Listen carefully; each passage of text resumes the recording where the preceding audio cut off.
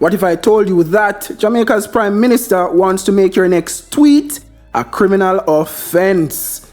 Stay tuned to find out how Andrew Holness plans to tackle fake news and why it could spell disaster for free speech and democracy.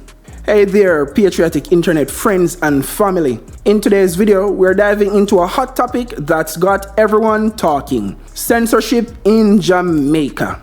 Yes, you heard that right. Prime Minister Andrew Holness wants to crack down on fake news on social media, and it might just turn your next tweet into a criminal offense. Intrigued? Stay with us to find out more. So Jamaica, picture this. Holness is at a youth conference, and instead of talking about the usual stay in school jazz, he drops a bombshell. He's ready to hunt down those pesky online trolls spreading fake news. Sounds like a plot from a spy movie, right? But hold on, let's not get ahead of ourselves.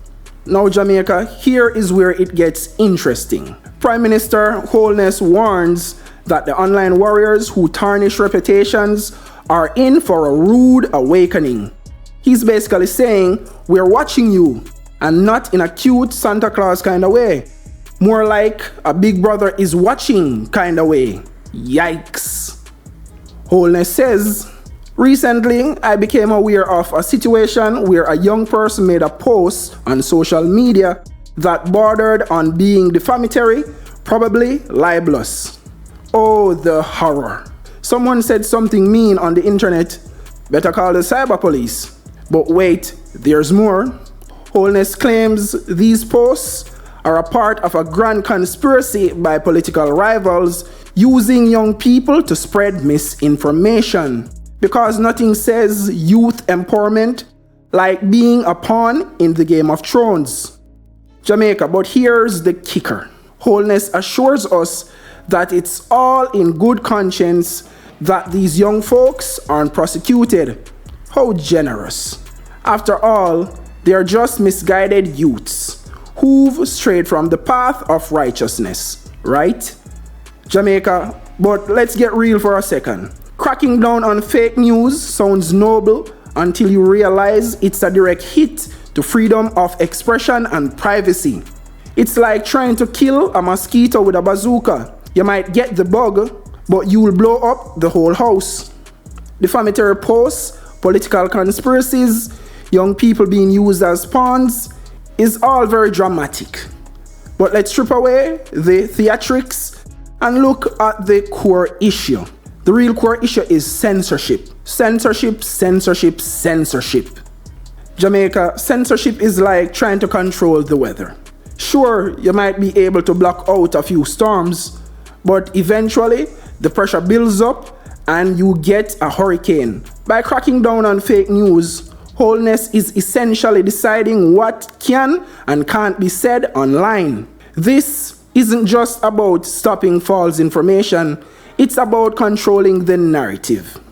Jamaica, now make we explore the negative effects of censorship. 1. Freedom of expression. One of the cornerstones of any democracy is the right to free speech. When the government starts censoring social media, it puts a chill on free expression. People will start second-guessing their posts, worried that anything they say might land them in hot water. This self-censorship stifles creativity and open discussion, which are vital for a healthy society. 2. Privacy invasion. To enforce these censorship laws, the government would need to monitor social media activities closely. This means increased surveillance and potential invasion of privacy. Your private messages, posts, and online behavior could all be under scrutiny. It's like having a CCTV camera in your living room, always watching you. 3. Suppression of dissent. Censorship can easily become a tool for silencing critics and political opponents.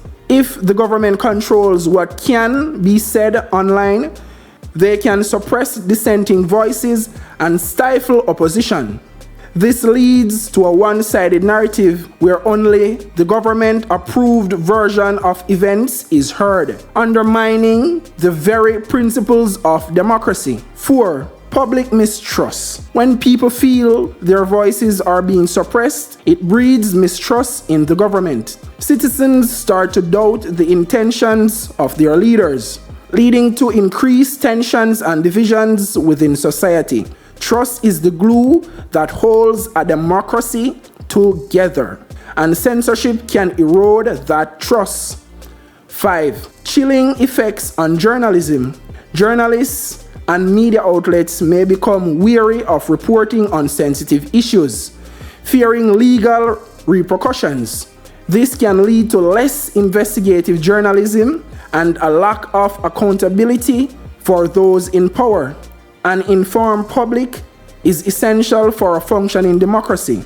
An informed public is essential for a functioning democracy. And censorship hinders the flow of information. Jamaica, so what's the big picture here? Holness plans might seem like a move to clean up the internet, but it smells a lot like censorship. Jamaica, imagine living in a world where every tweet, meme, or post is scrutinized and potentially penalized. That's not just scary, it's an assault on democracy. Holness points to countries like Canada and the US, where social media giants are being called out. But here's the twist. They're aiming to protect their democratic processes, not stifle them. There's a fine line between regulation and repression, and it looks like Holness is about to trip over it. Jamaica, so what can we do? Stay informed, question everything, and most importantly, cherish our freedom of expression. It's up to us to keep the spirit of democracy alive and kicking, even if it means wading through a sea of quote-unquote fake news, because the alternative, well, it's a lot less fun. Here are some questions about Prime Minister Andrew Holness' intent to clamp down on fake news and the corresponding answers. Question number 1. How will this crackdown affect my freedom of expression on social media? Answer. This crackdown could severely limit what you can post online. Anything deemed fake news or defamatory could be subjected to scrutiny and potential legal action, stifling your ability to freely express your opinions and share information. Question number 2. Could I get in trouble for sharing or liking certain posts? Answer. Yes. Even engaging with content that the government considers quote-unquote fake news could put you at risk. This means you will have to be extremely cautious about what you interact with on social media. Question number 3. What constitutes fake news under this new policy?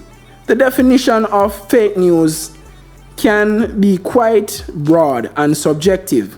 It can range from outright false information to opinions and criticisms that the government or other authorities may find unfavorable. Question number 4. How will my privacy be impacted by these new regulations? Answer. To enforce these regulations, the government would likely increase monitoring of social media activities, which could lead to significant invasion of privacy. Your online activities, messages, and personal data might be more closely watched. Question 5. Is there a risk of the government abusing this power to silence dissent? Answer. Absolutely. There is a significant risk that these measures could be used to silence critics and suppress political opposition, turning a legitimate concern about misinformation into a tool for political control. Question number 6. What are the potential legal consequences if I'm accused of spreading fake news? Answer. Legal consequences could range from fines to imprisonment, depending on the severity of the offense. This could lead to a climate of fear and self-censorship among social media users. Question number 7. How will this policy affect the democratic process in Jamaica? Answer: by curbing free speech and limiting the flow of information, this policy could undermine the democratic process. It would reduce the diversity of opinions and critical discussions necessary for a healthy democracy. Question number 8. Can this policy actually reduce the spread of misinformation? Answer: while the intent to reduce misinformation, the policy might not be effective and could instead drive misinformation underground, making it harder to detect and address. 9.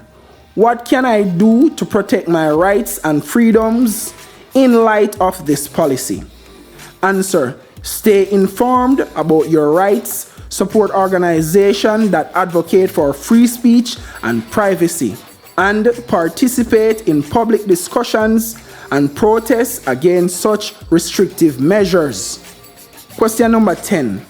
Are there any examples from other countries that show the impact of similar policies? Answer: yes.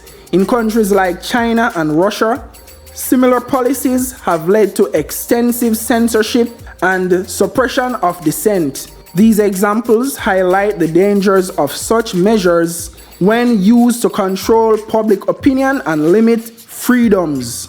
Thanks for tuning in, Patriotic Jamaicans.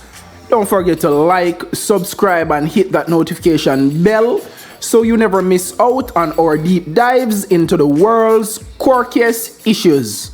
And if you want to know more about the challenges facing Jamaica, check out our next video. Jamaica's future at risk, the dark side of foreign funding. Click here to watch it now.